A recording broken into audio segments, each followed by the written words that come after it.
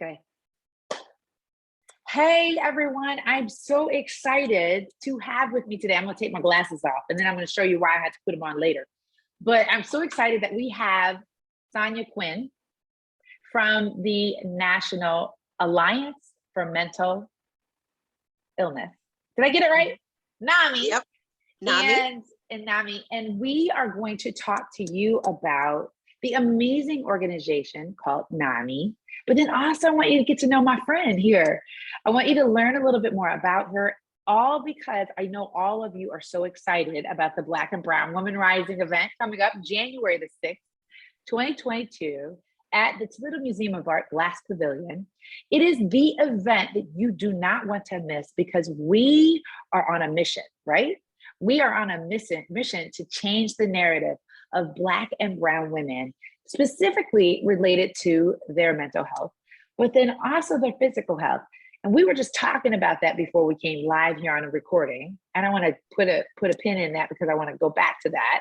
But first things first, I want you to get to know my friend. So please introduce yourself. Tell us a little bit about you and tell us a little bit of why you decided to join NAMI.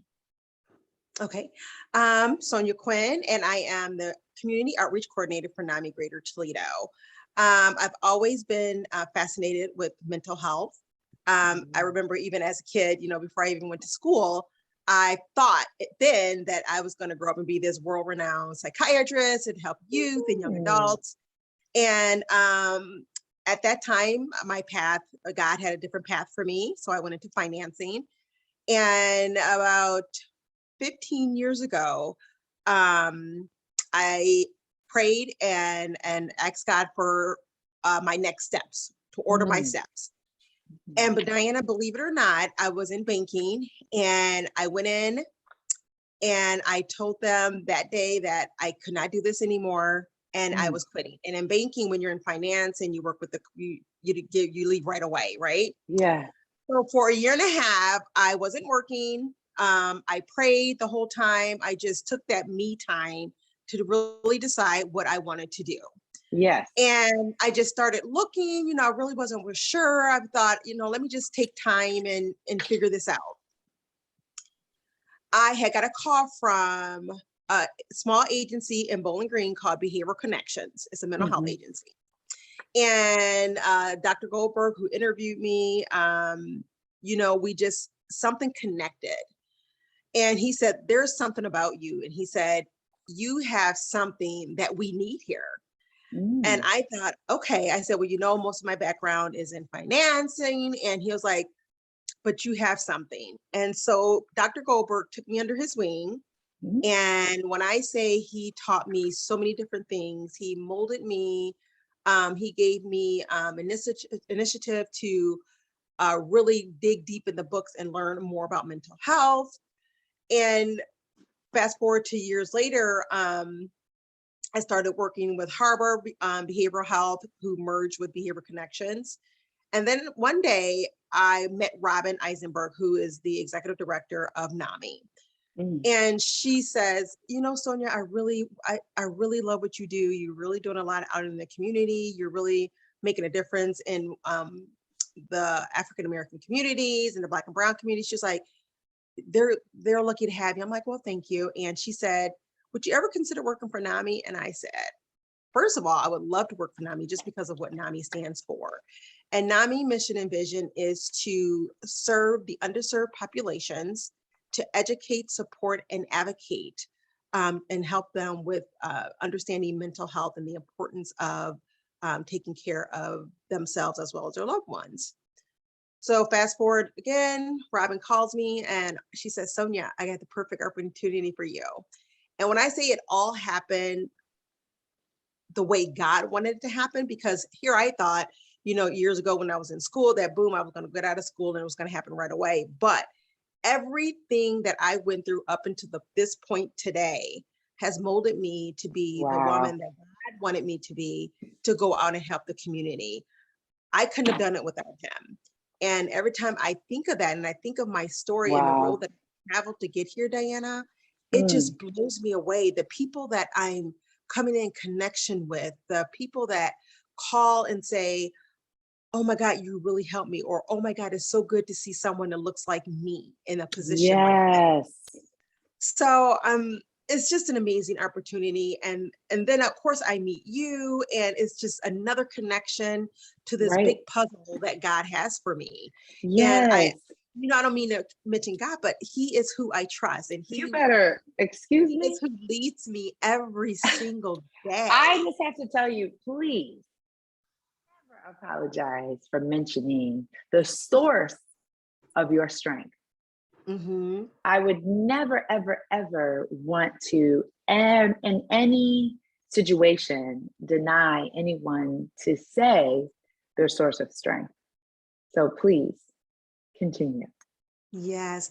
And so, I'm here with NAMI now, and I am the community outreach coordinator. And Diana, it's so simple for me because I look at all the people that paved a way for me and opened doors for me. And I said, here's my chance. Mm-hmm. Here's my chance to give back to the community that helped me. You know, the Mm-hmm. old saying that it takes a village to raise a child, and it's Right. not just your parents, but it's your next door neighbors. And I think about all these positive role models that I had that made sure that I knew that no matter the color of my skin, I Right. could be somebody and I could help Right. other people. And Mm-hmm. so by saying that, I wanted to say that I love giving back to my community. I love going to the schools and to just other areas in the African American and Latino American communities, and Mm-hmm. letting them see that we can do this, Yeah. letting them see positive role models, and understanding that it's okay to talk about mental health. Mm-hmm. Oftentimes in our communities, we're taught not to talk about it. And Right. unfortunately, that has impacted us as adults. Yes, it has. Yes, Diana. And so we have to really push that and break those barriers and that stigma that's associated with mental health in our Black and Brown communities. So I want to unpack some things. You just said a lot of amazing things, and I just wanted to listen. And I apologize for that brief moment. If you saw a break in my eyes, my daughter was trying to call me. Oh, and then no. she called me 4 times after that.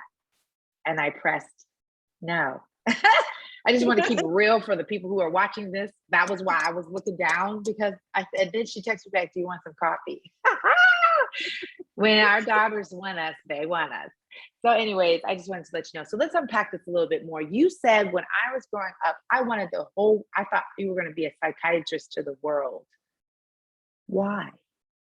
What was it that made you think you wanted to be a psychiatrist? Was it that you just saw someone who was on television was a psychiatrist? Do you have a family member who's a psychiatrist? Do you have a story that's related to why you just woke up and decided?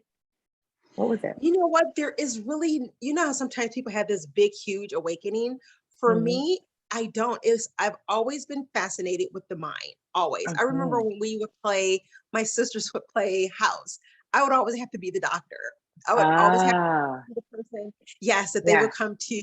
And I was always fascinated with, helping my friends. Like, you guys have to come see me. I'm the doctor. I can help you feel better, And we played that all the time. And now that I kind of think about it, I'm wondering if I subconsciously remember the Charlie Brown episode when Lucy was a psychiatrist and she would charge her. Subconsciously, maybe that's it. Maybe that's something I saw and thought, hey, I could do that. I have the gift to talk. I love helping people. But I've always wanted to be able to help people understand the mind, understand the mental health. I mean, I remember even growing up in church and just the things that, we were taught and that we learned as a learned behavior. I just remember saying, it's something more. I've always felt there was something more. This person is not just acting out in church, as they say. There's something more. And I think that's what always pushed me to, really read and get into books and educate myself on knowing what that more was. Does that make sense? Well, you're basically expressing what I talk about in my Rise Advocates Academy. We have an exercise called the Life's Breadcrumbs exercise. And basically, our lives are patterned such that there are breadcrumbs that lead you to your passion, that have led you to, it will never leave you until you decide to look back and take a look at your life from the time you were a child. I believe that we are the author of our universe, the creator of our universe. I believe God patterned you and every single human being such with a mission. And until we get rid of the stupid idea that, well, this doesn't really pay that much money, I should go into this, which is probably why you went into finance. You're sitting there like, I don't even like this price. And you always have in your mind Charlie Brown, because why did everybody always remember Charlie Brown for something? But you remember Lucy, who basically said, so, you know, we are all patterned with a pathway toward our mission. But until we get quiet, until we decide to slow down enough to see it's been there all along. And what you seek is seeking you. Rumi, philosopher, said that. You've been seeking this your whole life. And that's the reason why Dr. Goldberg was like, hey, there's something about you, right? Or was that the director of NAMI? But both of them saw something in you, and they then since opened something which was already in you. So I want to say thank you so much for being obedient, right, to the call on your life. And thank you so much for recognizing how much we need you as a Black woman in the profession that you are. And you spoke about that. So I want you to dig deeper into that. Why do we need to see Black women talking about mental health? What do the studies show? It's so important. And once again, it's just historically and just going back a little bit, it's so important for us to show that Black women in general, women of color, and mental health. It's an important topic because it's something that growing up, you know, I think I said it earlier, Diane, I'm not sure, but we used to be taught what goes on in this house stays in this house. Right. Right. I've always told people this, and this is one pet peeve that I cannot just ever get over. There is no such thing as a bad child. Mm-hmm. That's a word that we just all across the board need to take out of our vocabulary, because I say that because when I was growing up, I would hear, oh, she's just bad, or she's just fast. What is that? You know, right. What is that? So I used to hear all of this growing up, and I want the generations that's growing up now and the young people that's understanding and seeing all this, I want them to know that you're not a bad child, or you're not fast, or you can be better than you are. You don't have to wear your clothing so revealing, or you don't have to wear the hair extensions, or whatever we do to make ourselves feel better. It all kind of ties into our mental health and what we feel about ourselves. And if I can just go a little deeper in that, because who told women that we had to have hair extensions? Where did that come from? I look at you and I admire you, and I'm like, her hair is so beautiful. You know, I just love that you're so natural. And so when I say that, women like you, myself, and other women out in the community, young women really need to see that it's okay. I don't have to wear the revealing clothes and the eyelashes and the makeup and all this other stuff that society has deemed beautiful or acceptable. Because in reality, when we are born, we're who God created us to be. At that moment, we're the most vulnerable because we're innocent. We have nothing to tie us into to say that we have to do certain things to be beautiful. And when you think of all of that and you think of your mental health, it's kind of the same thing. When we're young, that's the perfect time to mold our young women and our young men to understand that they are beautiful. We are strong. We are powerful. We're an amazing human being that God created in his image. And I think if when they see the women, you know, of Toledo, and we're out and we're showing these young women like at LP Stewart and these other schools, that they can grow up and be someone other than what society or other than what maybe their parent or their loved one, guardian, boyfriends, girlfriends, whoever told them they couldn't be, they can be. And if we could just start young, grasp these young women now, these young men now, and help mold them in a positive way, in a positive image. Yeah. Let them understand that it's okay, and that we are beautiful, and we are Right. beautifully God-feared and made, you Yes, know? we are. It's so good. We are really in a war with Mm. generational trauma, generational narratives, as well as current day desires to Mhm. look like Kim Kardashian, Yep. to have the Fendi or makeup, Fenty makeup, to have, and the reason why I know all of these things is because I watch what the kids watch, right? Mhm. I see what the kids see. And the reason is because I really believe teachers, educators, everyone, I believe the school system, parents, and allies and supporters like you and I need to come wrap our arms around this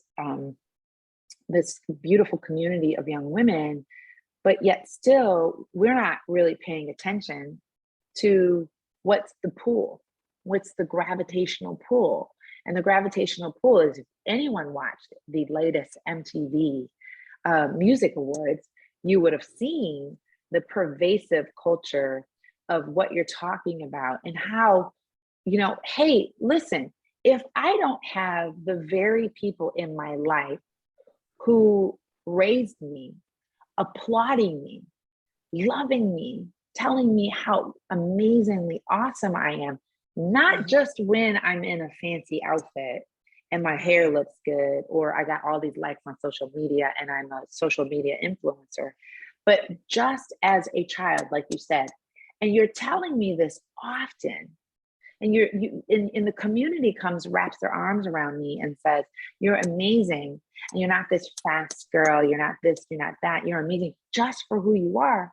Then we can kind of put some actual like notches in our belt that this young girl will rely upon that, as opposed to the likes on social media, Mhm.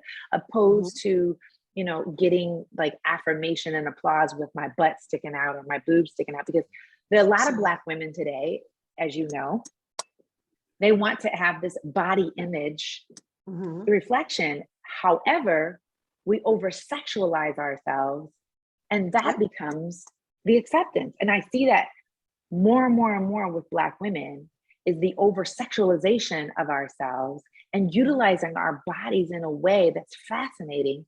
That was done in slavery, where they had Mhm. putting a Black woman in the middle of the town square, admiring her ass because of its beauty. But we've lost that. And I know I'm going a little deep, but this is the reality of it, is that Yes. when you take that and you put all that together, combine social media times the feeling of euphoria and dopamine that I get when someone likes my post because of my filter and everything. Now you see where we're at, right? Mhm. And so it is a big, huge, huge tsunami that you are trying to, and you and I are trying to get at. And so, what are some of the steps that you start to take with this tsunami that we're after? What are some of the things that you talk about when you are in your trainings with people to help them deal with this issue, specifically the pervasive issues of Black women and Yes. Black and Brown women? Mhm. I'm so glad that you asked that, Dana, because with NAMI Greater Toledo, we have so many resources there. Mm. And I remember when you first mentioned the event that's coming up on January 6th, I was so excited because it's another opportunity Yes. for us to talk about NAMI and to let the community know about our resources and our services. And we Mm. have classes. I'll start with the classes. We have classes that individuals can come to, whether they have a family member that's like have a family member with a diagnosis, or Mhm. they have a diagnosis. So the classes and what we do is we teach them, first of all, understanding Mm. mental health, understanding what your loved one is going through, and also, and most importantly, understanding not only is that family member going through that mental health diagnosis, but you're going through that mental health diagnosis if you take care of them and if you are their guardian. So in the classes, we help with coping skills. We help them to learn the warning signs of triggers, like different things that may trigger their child or their guardian or their parent, whomever is who they're taking care of. We help them understand the importance of taking the medication, making sure that they take it at the right time, different things like that. And in the classes, we also allow them to just be, like, to express themselves, to understand that, yes, it's difficult taking care of my child with a mental health diagnosis. However, I'm their parent, and they feel that they're obligated, and that all this pressure is on them from the schools, and it's a place for them to vent. It's a place for them to talk and understand. And the best thing about our classes is some of our facilitators are people that have been in their shoes, so to speak. They've had a mental health diagnosis, or they're taking care of a loved one with a mental health diagnosis. So our facilitators, not only are they helping and teaching, but they understand. A lot of times we, and I always laugh at myself, I'm like, when my girlfriends call me, and the ones that are married, and they're like, Sonya, and I'm like, honestly, I'm like, I don't want to give you an advice because I'm not married. So I don't know what to tell you. So I say that jokingly, but in a sense that when you're talking to someone and that person truly, genuinely understands because they've been there. We reach our audiences on a level that like maybe the community mental health agencies don't, because they're trained, they've gone to school, they got degrees, and then here you come to NAMI, you have someone that has actually walked in your shoes. And a lot of people, I'm telling you, Diana, when they leave, it's just a world of difference in the people that come to our classes. And the best thing about our services, and it would be remiss of me if I don't say this a couple times today, is that our services are free. So if you're coming to our classes, or if you're coming to our support groups, all of our services are free. There's nothing charged back on you, nothing but the love and the care that we have at NAMI, and the walking with you, so you don't feel that you're walking this journey alone. So we have some amazing programs and support groups at NAMI. And we just want people to know that you're not alone. You don't have to walk this journey alone, especially our women, our Black and brown women, reach out to us, don't take these steps and just feel that you're all alone, because you're not. We have a whole staff at NAMI that is willing to point you in the right direction and get you the right resources that you need. So a couple of things I want to ask. One is, do you have to have a mental diagnosis to get support from NAMI? Absolutely not. Nope. That's a great question, Diane. Nope. We have people, we've had people call, just because they felt overwhelmed that day. And they're like, can I come to your support groups? Absolutely. Absolutely. You do not have to have a mental health diagnosis to come to any of NAMI classes or support groups. That's good to know. That's good to know. And I like saying that, Diana, because sometimes it's just, you need someone to talk to that's objective, that you don't really know, and you just need to get that off of you. And we have our family navigators at NAMI that are such an amazing group of women. And that's what they do. They talk to the people that call in, and we have our behavioral navigator who is absolutely amazing. Her name is Abdumani, and she has really made leaps and bounds in our Arab American communities. And we're so blessed to have her, because it really has opened some doors, bigger doors for NAMI. So it's beautiful. It's so good to hear. I think the question I have or statement, I believe for me, when I went through my depression and anxiety after George Floyd was murdered, I went just a wave went down, and it was like the curtain went down. I call it this, like, okay, we're done. And I went into, I would say, similar to like the movie Get Out, I went into the sunken place. And I just really didn't know. I wanted someone to diagnose me with some illness. You know, I started losing weight. My throat was restricted. I felt this uncontrollable shaking. I always felt like I needed to get back in bed. There was something that just kept pulling me out of bed, kept pushing me to go back to bed. Eventually, I started putting the pillow over my head. And eventually, I started realizing, I don't know that I'm going to make it. And I started reaching out to doctors, getting my blood work and confirming, do I have throat cancer? What's going on? Do I not? And it really took my gynecologist to pull me aside, who was a good friend of mine, and I trusted her, who told me, do you think you might be dealing with depression and anxiety? I'm like, how could that be happening to me? You know, I am the queen of exercise, drinking green drinks, praying, doing my meditation, doing my prayer time. But here's the thing.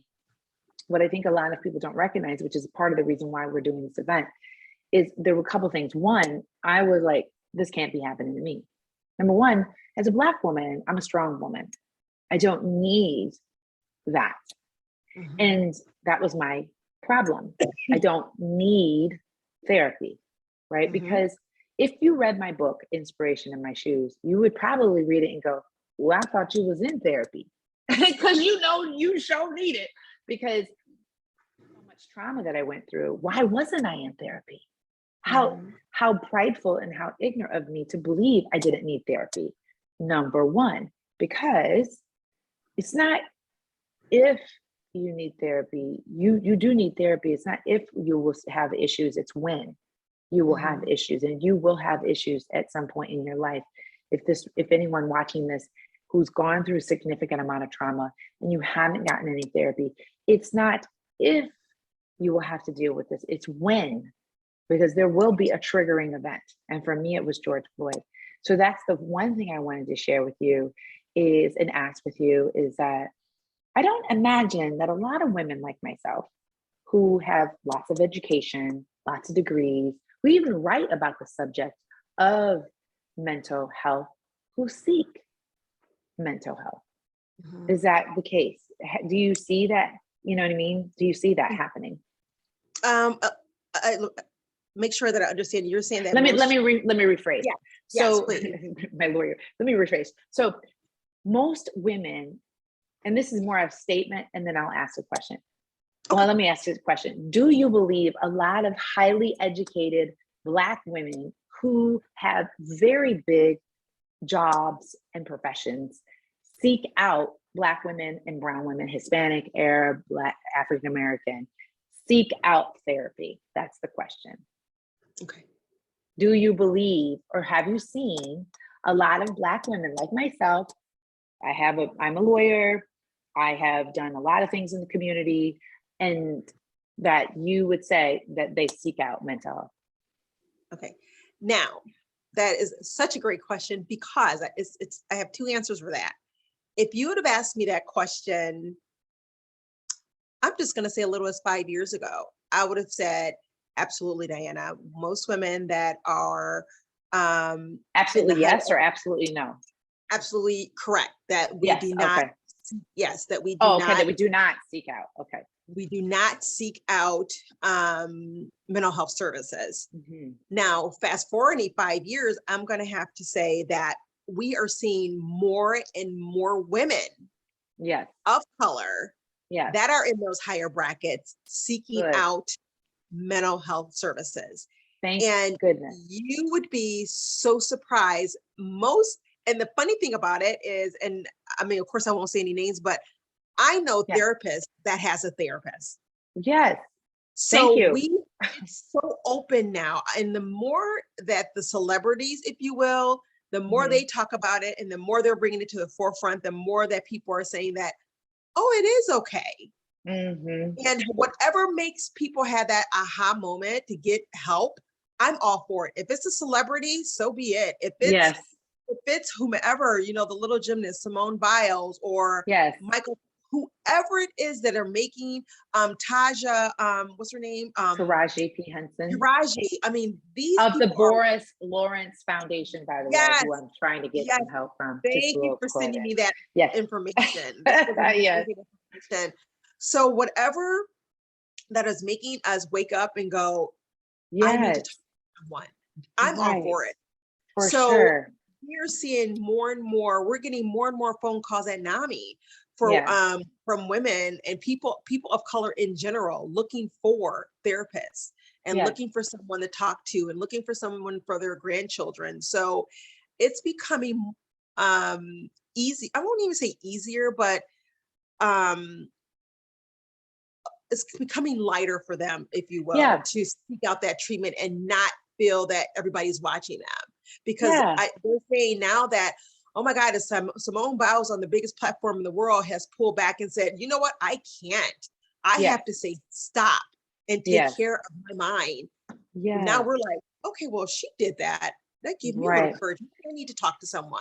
Thank goodness. And I hear you on this because as an advocate, as a mental health advocate, you know, I just feel your job of being that beacon of hope and light in the community is such a big job. And we need more and more people to stand up and to be vocal about their stories. That is the problem. Is, as you said before, and it was a critical thing you said what goes on in this house stays in this house. My mom used to say, drop it into the sea of forgetfulness. Drop it in the sea. Just act like you never heard it. Act like you never said it. Because there was a time when Black women and women of color have spent a lot of time just trying to get accepted in the white community, in corporate America. And so how dare we show any signs that we have any weaknesses? You see, again, a layer of the tsunami that's ahead of us. But until we break, as Roger Bannister did, breaking the mile, the 4-minute mile, Roger Bannister said, I'm going to set out and I'm going to break that minute mile. I'm going to break the mile and break it in 4 minutes. Once he broke that, then everybody started breaking it. It's the same rule that applies. Once we start saying things, thank you, Michelle Obama, for saying that you were dealing with depression, because that then allows other, and you know, when you have that platform, if I had a camera on my job every single day, like a lot of people do, which gives them that platform and that privilege. If I had a camera on my job, I believe a lot more people would be going and getting therapy because I am transparent, I am vulnerable, I am open, and therein lies a big problem in the Black community. We as Black women have chosen to put a moat, we put a guard against our story because you ain't privileged enough to know my story, or I don't want you taking my story, then what are you going to do with it? You know, because we've been given these messages. So I just want to say thank you so much to you for being that woman and showing the importance of us coming together and uniting on that front with culturally competent therapists, which you have, right? You have therapists who are culturally competent.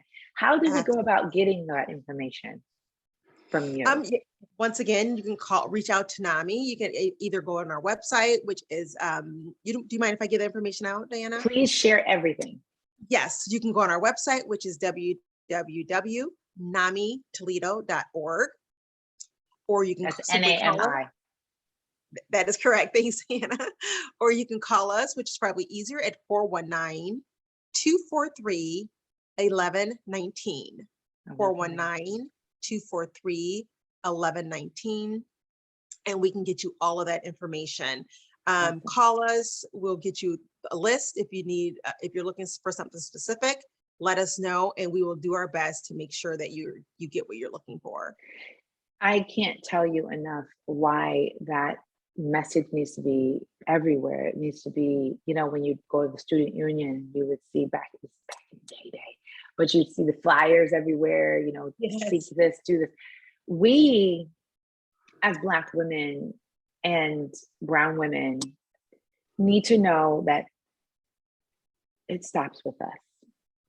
The stigma, the thought that we don't need mental health, the thought that we don't need to take care of our physical health. Because physical health, as you and I were talking before we got on here, is that we're saying this is, you know, at the time of this recording, you know, it's December of 2021. We're all still kind of in this COVID pandemic mode. And a lot of us are getting sick from the flu, And we don't realize that our mental health can impact our physical health. And so if we Absolutely. believe that, I mean, it's not to say that we can't we have to take care of our physical health. We will talk a little bit about that at our January 6th event, but the mental health side of things affects it, right? Our physical health. You were mentioning that. Absolutely. Absolutely. The mind is, and we all know, we hear people say it all the time, and I know it's so cliche, but the mind is so powerful.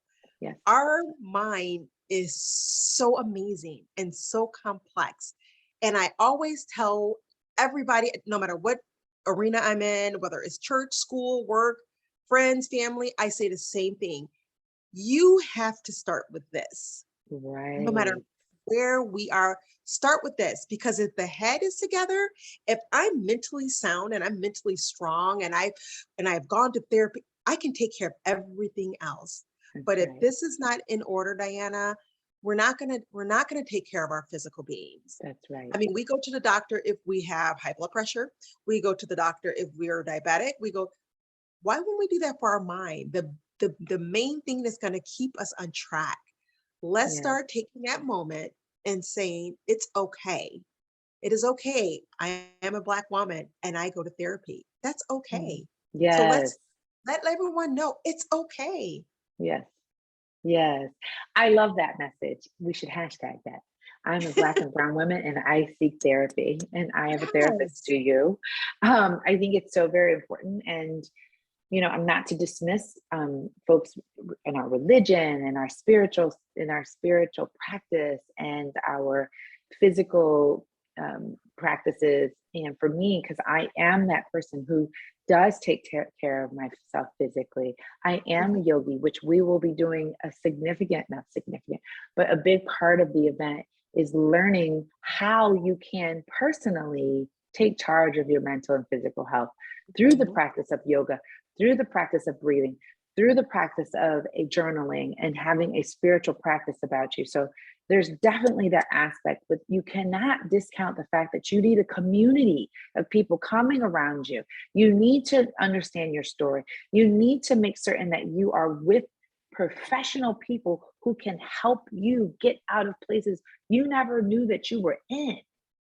And that's what I realized. I did not even know the depths of how strong that one triggering event happened with George Floyd. And I will share a little bit more of that at the January 6th event, how that really significantly changed me for the better. Because I'm here today and I'm claiming life in a whole new way. And I just want to say thank you so much for this time. Thank you so much for the joy and love that you give in your job. It's just, I'm so appreciative, and I'm so glad to know you, and we're going to continue to do more, and I can't wait to see you on January 6th. Thank you so much, Diana, for having me. And thank you, NAMI, for the support for this event as well. And we will see you on January 6th. Just Google Black and Brown Women Rising, and the Eventbrite link will come up. Hurry! As of the time of this recording, the tickets are flying. They're going away very, very quickly. So we look forward to seeing you there. Thank you so much. And we'll see you soon.